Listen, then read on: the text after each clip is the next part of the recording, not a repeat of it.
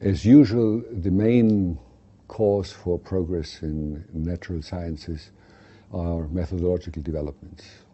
Of course, conceptual developments follow and go in parallel, but I think the tremendous expansion of the field of neurosciences was triggered by a number of methodological breakthroughs.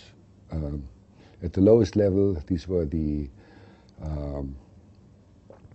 progresses in the domain of molecular biology, genetic engineering, which provided model systems for the study of development, for the study of certain diseases.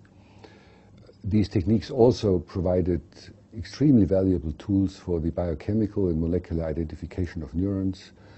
We learned about a degree of diversification of morphologically seemingly identical neurons that are endowed with different molecular machineries. All this we owe to the development of molecular biology.